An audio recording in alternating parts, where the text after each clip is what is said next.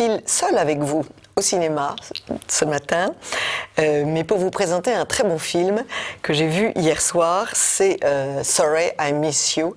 On ne voit pas pourquoi c'est en anglais, c'est contraire à la loi. Désolé, vous me manquez. C'est un film de Ken Loach, qui est un militant de gauche solide, dont j'aime beaucoup les films.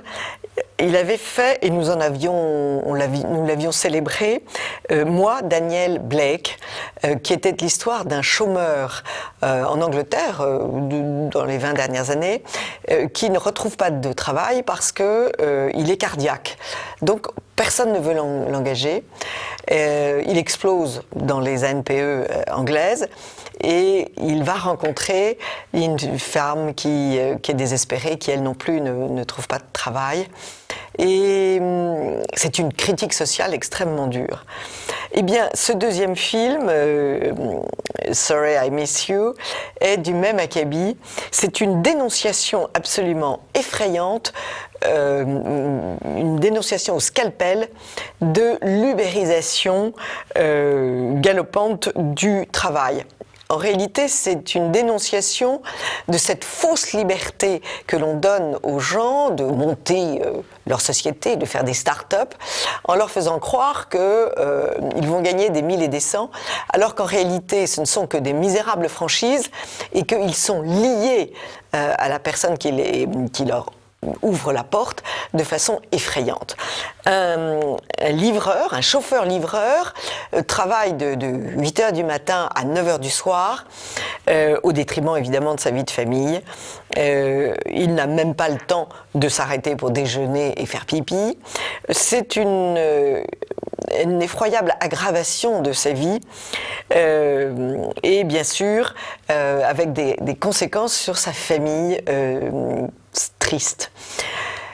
Le constat pourrait être horrible, enfin il est horrible, mais ce qui sauve, ce qui est merveilleux dans les films de Ken Loach, c'est qu'il y a cette tendresse humaine.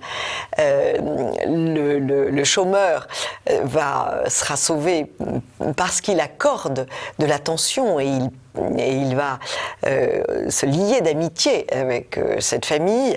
Et là, le héros va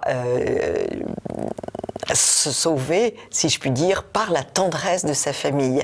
Et c'est ces petits signes merveilleux qui rendent la vie possible. Donc, vous pouvez aller voir ce film.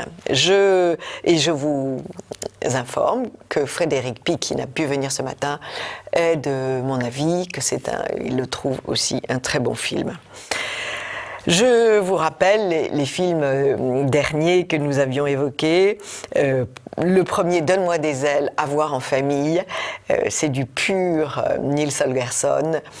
Je n'en dis pas plus, c'est magnifique. Et sinon, Martin Eden, Alice et le maire et Jour de pluie à New York. Voilà, c'est tout pour aujourd'hui.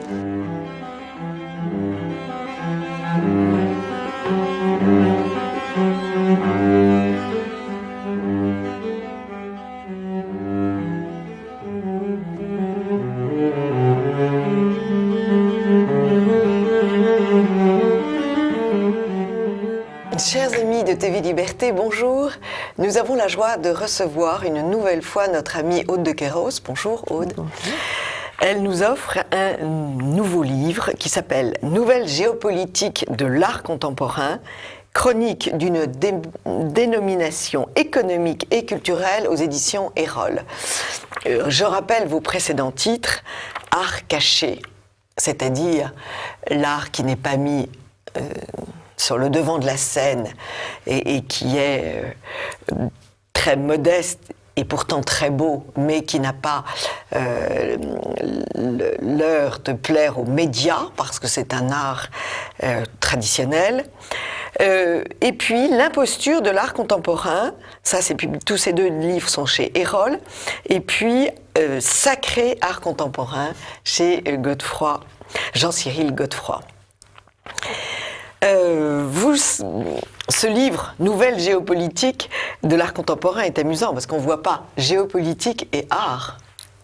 Pourtant, l'art, depuis la nuit des temps, a circulé d'une façon différente d'ailleurs d'autres circulations, parce que comme c'est beau, comme c'est tout d'un coup, ça étonne, ça plaît, on aime, ça circule malgré les oppositions, les guerres, les différences religieuses ou autres.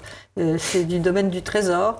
Les barbares ne le détruisent pas, ils se le gardent. Oui. Et quand ils ramènent ça, leurs artisans se disent « mais comment c'est fait ce truc-là » Et puis « oh, quelle bonne idée, on n'y avait pas pensé » et ils assimilent, ils intègrent ce qu'ils aiment, ils laissent de côté ce qu'ils n'aiment pas, et c'est comme ça que l'art circule dans le monde. Donc vous imaginez aujourd'hui, la circulation est énorme. La circulation est énorme, mais petit problème du mondialisme. Vous citez Gérard Cognot. Le mondialisme, troisième forme de la pensée totalitaire, porte à son apogée un art de la provocation rodé par plus d'un siècle d'imposture, mystification et retournement. Et puis j'aime beaucoup cette deuxième citation de Jean-Claude Michéa.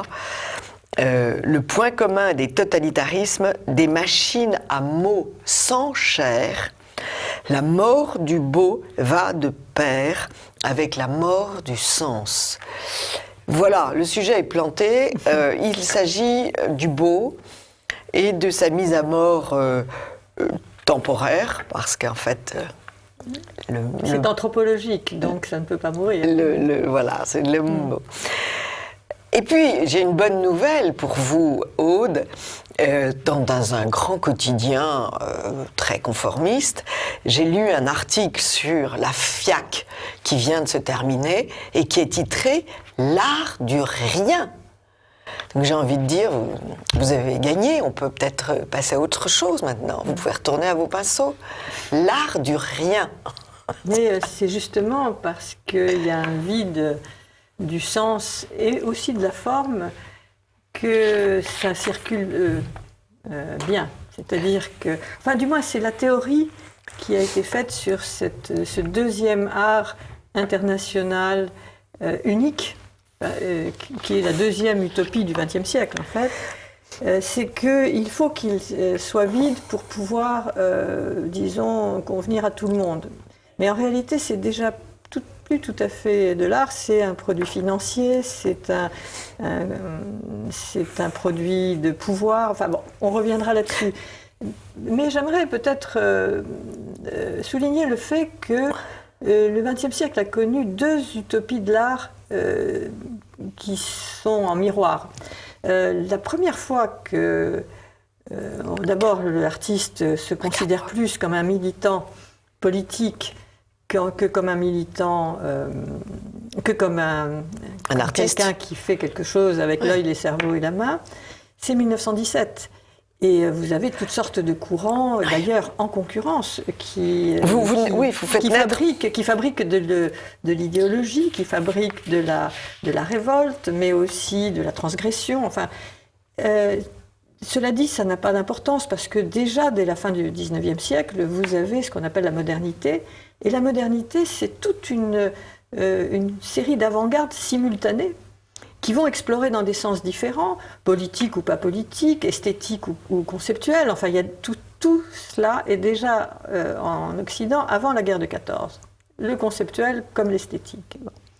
Mais vraiment, la première grande césure avec un art international unique, contemporain unique, enfin le mot contemporain n'existe pas encore à l'époque, mais je dirais d'aujourd'hui unique, c'est 1934, Staline, qui décrète que tous les autres courants formalistes ou conceptuels ou tous ces courants révolutionnaires qui foisonnent en Russie, eh bien, sont interdits et il y aura un seul courant, le réalisme socialiste.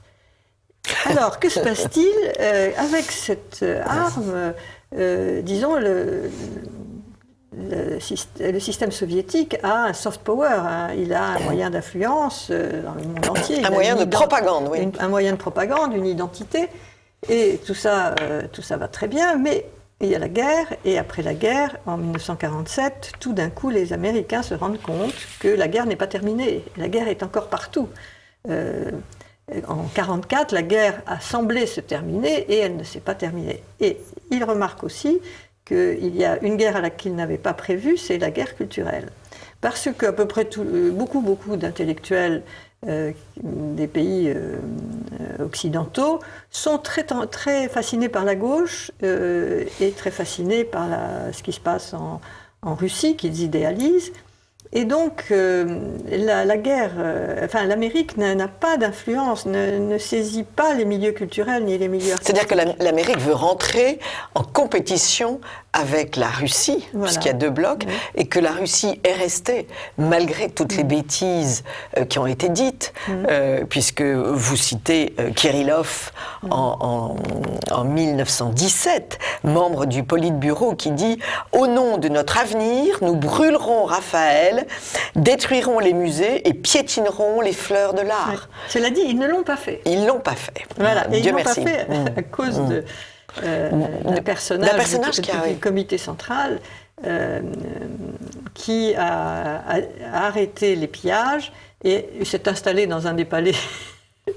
Il y a habité. Oui, et comme ça, il a protégé. Et le comité central a donné l'ordre qu'il n'y ait aucun pillage. Mais ça s'est fait en Chine. Mais ça s'est fait en Chine. Cela dit, on revient à cette idée de l'utopie d'un art unique et mondial et international. Après la guerre, les Américains ont bien réussi dans le domaine intellectuel à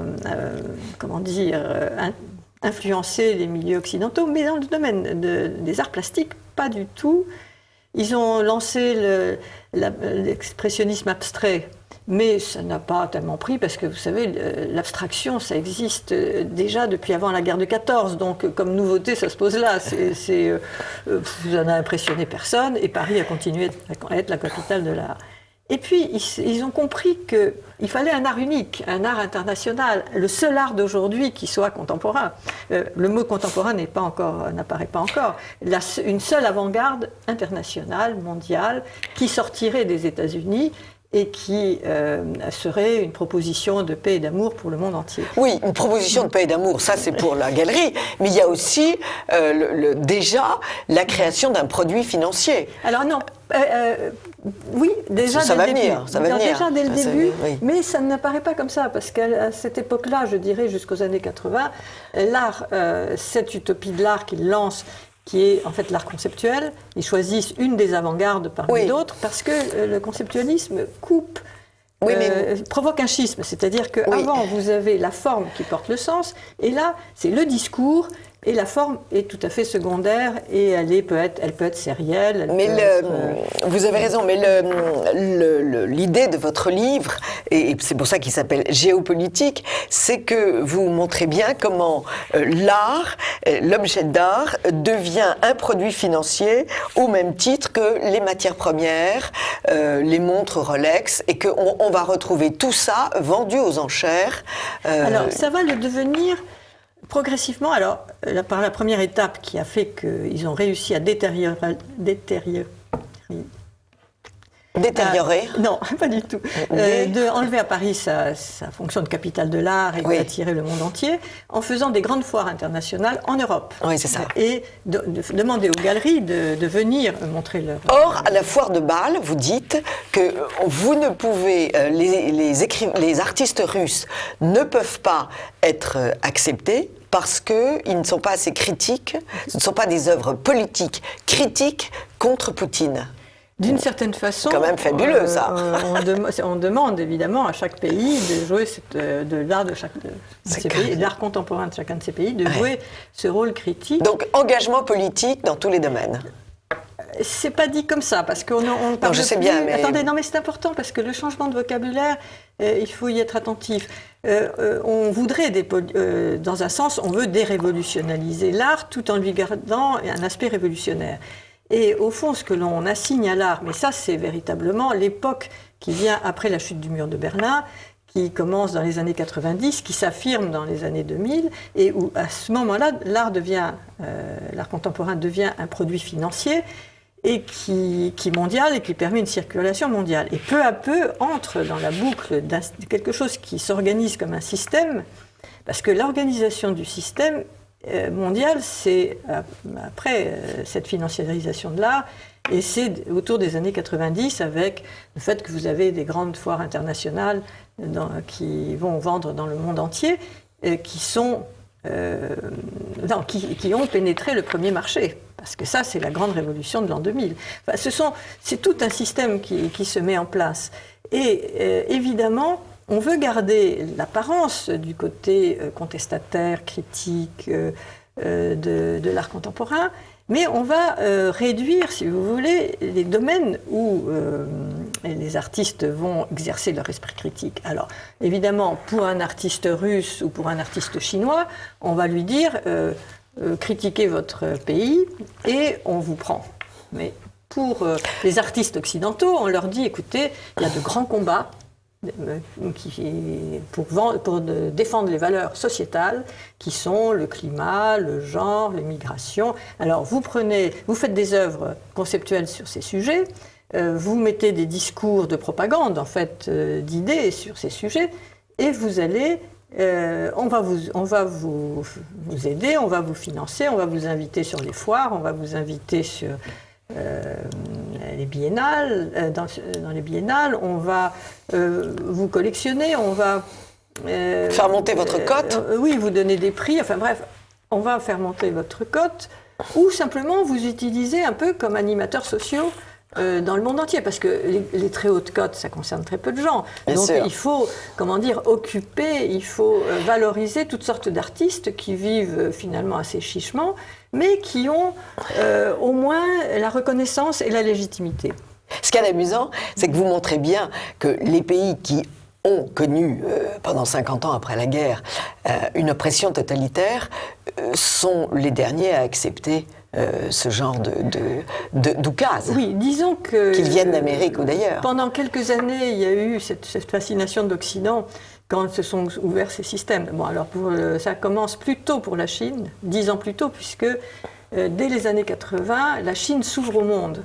Alors, elle reste encore isolée, parce qu'il y a l'isolement de la langue, il y a beaucoup de choses, mais elle commence à s'ouvrir au monde, aux influences occidentales. Et comme vous savez, la Chine n'a pas eu de rupture comme la Russie. Donc, il y a toute une politique qui permet l'ouverture tout en contrôlant. Enfin bon, c'est des choses que je raconte dans le détail, qu'on ne peut pas, peut pas donner les détails. Mais en Russie, en revanche, ça a été d'une brutalité extrême. Les artistes étaient salariés de l'État, ou même s'ils n'étaient pas vraiment salariés de l'État, mais ils avaient des postes et ils avaient des salaires. Puis les syndicats dirigeaient tout, et si un peintre n'avait plus le droit d'aller acheter la peinture, c'est le film de Vajda, le dernier film de Vajda qui est somptueux. Tout à fait. Donc, l'artiste ne pouvait pas vivre en dehors d'un service qu'il rendait. On lui donnait son atelier, il était, disons, il n'y a pas de marché, donc il vivait de l'État. Et du jour au lendemain, plus rien. Je ne sais pas si vous imaginez la situation et la brutalité de la situation. Pendant une dizaine d'années, il y a à la fois un bonheur de retrouver la liberté, mais aussi de grands problèmes financiers, des grands problèmes de survie. Mais peu à peu, les Russes se sont aperçus de la manipulation que représentait l'art contemporain. C'est-à-dire que les Russes ont vécu de manipulation, donc ils la sentent. Ils la sentent. Ils la sentent, comme dit c'est Bukowski qui dit « J'ai vécu dans votre avenir et il n'a pas marché ». Voilà. On fait pas le coup à un Russe qui a déjà vécu derrière. Exactement. Ils voyaient la manipulation, ils voyaient la ressemblance, et ce qui leur a donné une distance. Et en fait, en Russie aujourd'hui, il y a tout. Il y a l'art contemporain, il y a l'art pas contemporain. Alors, il y a tout, mais il y a un seul oukase, on n'a pas le droit de se moquer de la religion. Voilà, c'est ça. C'est le seul interdit qui n'existe évidemment nulle part ailleurs, puisqu'en France, c'est un sport. Oui, en France, non, mais il y a d'autres pays où Le cas, c'est les États-Unis. C'est-à-dire que le résultat des guerres culturelles qui ont eu lieu qui ont duré une dizaine d'années, de la fin des années 80 à la fin des années 90, où il y a véritablement eu un problème parce que l'État avait subventionné des expositions itinérantes dans tous les États-Unis, où il y avait des œuvres qui blasphémaient la religion. Et ça a mal passé aux États-Unis parce que c'est normal. Et c'est d'ailleurs le même argument que donne la Russie. C'est-à-dire, dans un pays multiculturel, parce que les États-Unis, comme la Russie, sont des pays, et comme la Chine, sont des pays multiculturels. Et donc, si vous attaquez la religion d'une de ces cultures qui forment le pays, vous mettez le feu aux poudres. Bien sûr. Donc, il y a aux États-Unis une loi. Pas une loi, une jurisprudence, parce qu'ils ne font pas des lois comme nous, à tire-larigot, qui dit qu'on peut attaquer l'État, et pour de justes raisons, s'il subventionne des œuvres, des expositions qui attaquent la religion. Alors, mais on peut, par contre, en revanche, vous pouvez faire du porno. C'est pas grave. Vous pouvez être critique vis-à-vis de l'État, c'est pas grave, mais la religion, on n'attaque pas. Et d'ailleurs, tout le monde a accepté. Tout le monde a compris qu'on ne pouvait pas faire autrement. Mais en revanche, aux États-Unis, si un personnage privé subventionne des œuvres, disons, blasphématoires, ça ne pose pas de problème. Oui. Parce que c'est le premier amendement qui protège. Ce qui est très intéressant aussi dans votre livre, c'est que vous passez en revue d'autres pays moins connus de nous, dont on ne connaît pas les pratiques artistiques. Et vous évoquez l'Afrique. Avec, qui rentre dans la boucle dans cette dernière décennie, et surtout depuis 2-3 ans, c'est, disons, elle rentre dans le grand marché de l'art contemporain. Mais aussi... parce que vous dites qu'il y a des millionnaires en Afrique. Oui. Mais pas que, parce que l'Afrique, déjà, l'art africain, on s'y intéresse depuis le début du XXe siècle, bien sûr. Et puis, depuis une trentaine d'années, il y a eu beaucoup d'expositions. La première ayant fait choc, c'était Les Magiciens de la Terre, qui a été une exposition de Beaubourg, qui a été un grand événement dans la vie artistique. C'est que tout d'un coup, le conceptualisme paraissait si froid. Et Beaubourg a fait une sorte de tour du monde des arts, naturels. Primitifs d'aujourd'hui. Primitifs, on disait, oui. Ou naturels d'aujourd'hui. Et il y avait beaucoup d'Africains. Et là, les gens étaient émerveillés parce que c'était vrai, c'était authentique, c'était pas un discours de propagande. Et je voudrais terminer là-dessus, c'est deux choses. L'Amérique qui revient à un art national, il y a un musée qui vient de se créer avec que des peintres américains. Non mais ça, ce musée, il a été créé en 1900, à la fin des années 30, parce que le MoMA ne voulait pas faire entrer les artistes américains, disons qu'il y avait une formation qui n'était pas d'avant-garde. Et donc c'est une collectionneuse qui, n'ayant pas pu donner sa collection, a créé son propre musée. A créé le musée Whitney, qui est très connu, et qui a toujours collectionné les artistes américains. Donc c'était l'alternative du MoMA. Sans choisir les conceptuels ou pas les conceptuels. Et depuis cette année, l'année dernière a été restauré ce musée, il a été agrandi, et c'est devenu le musée de l'art américain qui fait l'histoire de tout le siècle. C'est-à-dire qu'il va donc montrer l'art américain, qu'il soit conceptuel ou non, dans sa totalité et dans son parcours séculaire. Exactement comme font les Chinois.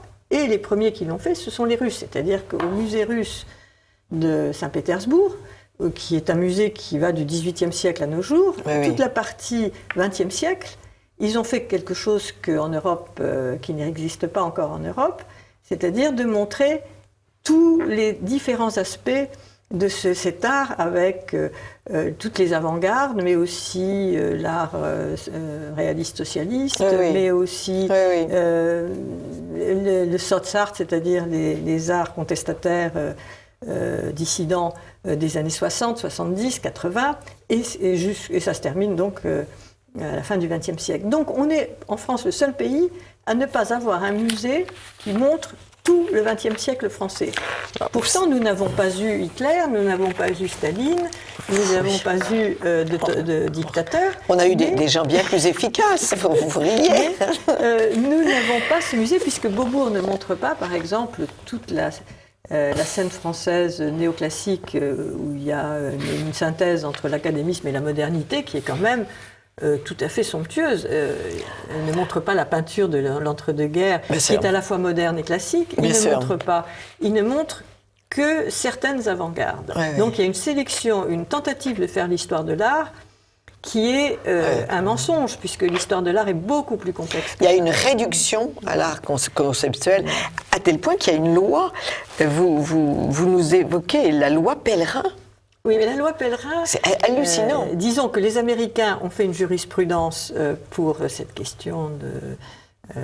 Alors, qu'est-ce que c'est que la loi Pellerin ? C'est une loi relative à la liberté de la création, qui date de juillet 2016, qui vise à protéger et garantir la liberté de création et à moderniser la protection du patrimoine culturel. On a envie de dire ta. Mais vous ajoutez, cette loi fourre-tout de 119 articles prévoit entre autres une sanctuarisation juridique de l'artiste qui d'une certaine façon le met hors la loi et crée une relation asymétrique avec le public. Celui-ci ne peut plus manifester son désaccord avec le même degré de violence sans encourir des peines. Loi paradoxale, la critique d'art n'est pour ainsi dire plus possible. C'est-à-dire que le type qui est exaspéré par le vagin de la reine, le bouquet d'anus, on va en reparler, lui, il tombe sous le coup de la loi. S'il insulte trop... c'est quand même hallucinant. Donc on a des gens qui quelquefois se foutent de nous quand même. Ce matin, en cherchant une illustration, j'ai vu une énorme crotte sur une ville d'une capitale européenne, je ne sais plus laquelle. Ce bouquet de fleurs de Jeff Koons, qui est quand même, qui fait causer, comme on dit, qui de l'avis d'un spécialiste d'art contemporain, Michaud, Yves Michaud, qui a été un grand défenseur de l'art contemporain. Qui était un grand défenseur. Lui, il semble avoir compris que ce bouquet de tulipes est en réalité un bouquet d'anus. C'est-à-dire que excusez du peu. C'est le problème de l'art contemporain, c'est-à-dire que et surtout de l'art contemporain actuel, c'est-à-dire que vous avez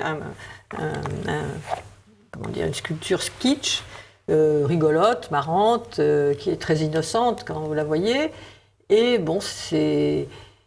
c'est derrière le kitsch que se cache un discours dont on n'a pas besoin d'ailleurs d'être averti. Et le discours est un discours en général critique. Il y a plusieurs niveaux d'interprétation. Il y a une polysémie, comme on dit. Enfin, ça fait partie de la théorie de l'art contemporain.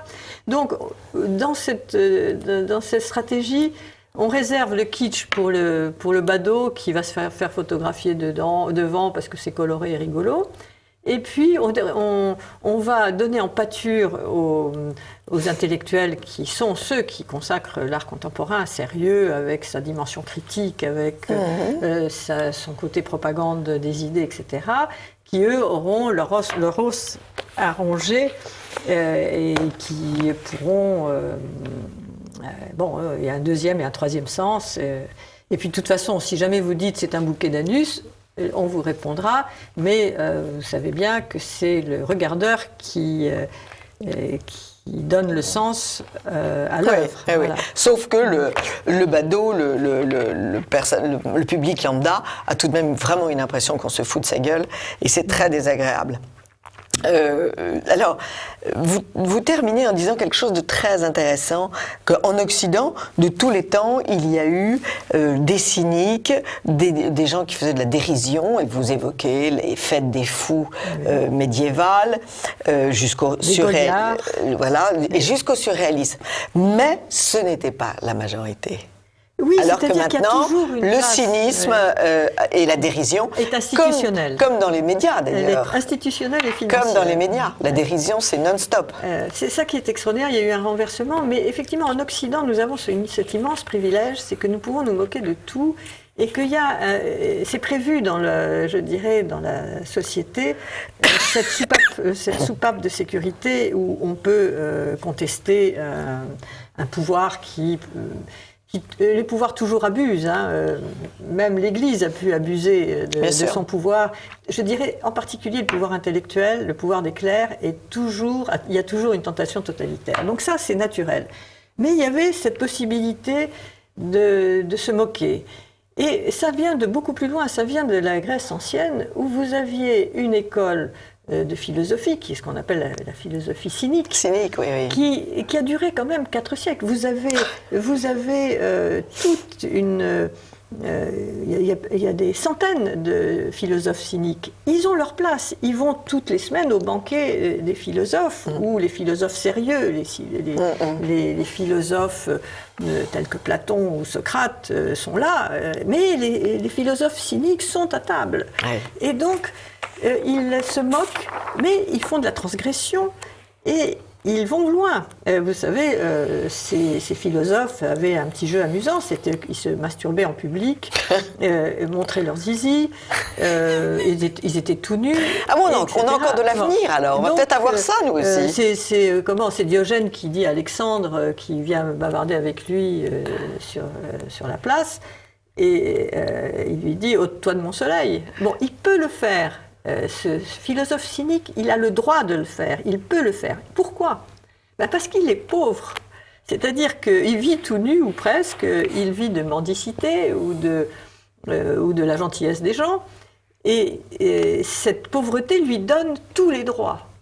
C'est-à-dire qu'il n'est pas acheté, il ne travaille pas pour une marque, il ne fait pas de la propagande politique, et son cynisme, disons, transcende un peu toutes les bonnes idées, les idées vertueuses, les bons sentiments et tout ça. Et heureusement qu'on a eu ça en Occident, heureusement que ça existe encore. Le seul problème, moi, je suis pour l'art contemporain à sa place, c'est-à-dire une avant-garde ou un courant parmi d'autres, mais pas comme courant unique. Et je dirais même que si la finance veut s'occuper de l'art contemporain, aucun problème. Le seul problème, c'est qu'il soit considéré comme unique contemporain et unique international. Parce qu'en fait, il y a des dizaines et des dizaines de courants de toutes sortes, de l'art brut, le street art, l'art fantastique, l'art visionnaire, l'art réaliste. Il y a des centaines de courants et qui sont d'ailleurs, connectés internationalement. Parce qu'aujourd'hui, il n'y a plus de frontières. Et il y a d'autres arts qui font le tour du monde, qui ne sont pas internationaux au sens d'art unique, mais qui sont internationaux au sens de, par exemple, l'art visionnaire passionne les Japonais, les Autrichiens, les peuples du Nord aiment beaucoup ce qui est fantastique. Les Français, on est un peu trop rationnels. Mais donc, dans la peinture visionnaire, vous avez une internationalité, dans le réalisme également. Vous avez du réalisme aux États-Unis, en Russie, en Chine, dans beaucoup de pays, et tous ces gens-là se connaissent, s'exposent, ça circule. Donc il n'y a pas qu'un seul art international. Mais il y a un autre art international, il y a les primitifs italiens qui sont admirés dans le monde entier, en Russie, comme en Italie, comme à New York, comme à Paris. Et je conseille à nos téléspectateurs d'aller voir la très belle exposition à l'ANA, au musée Jacques Marandré, qui est une pure merveille. En tout cas, merci beaucoup de Kéros, parce que cet état des lieux aujourd'hui de la peinture et de cet art contemporain est extrêmement intéressante et enrichissante. Il permet aux artistes de se situer. Oui. Et aujourd'hui, on ne se situe pas, on ne peut pas se situer uniquement comme artiste français, parce que ce qui se passe en France est... c'est-à-dire que ça ne se passe nulle part ailleurs. Ailleurs, dans tous les pays, y compris aux États-Unis, il y a tous les courants. Il y a tous les courants. En France, il y a tous les courants, mais il y a ceux qui sont cachés et les autres. Merci beaucoup, Aude de Kéros. Nouvelle géopolitique de l'art contemporain, chronique d'une domination économique et culturelle aux éditions Erol. Merci. Et vous serez à la fête du livre de TV Liberté, Lire sous les sapins, le 15 décembre, rue de Poitiers, 7 rue de Poitiers, dimanche après-midi. Merci beaucoup. Merci, Au revoir. Anne. Au revoir, chers amis de TV Liberté.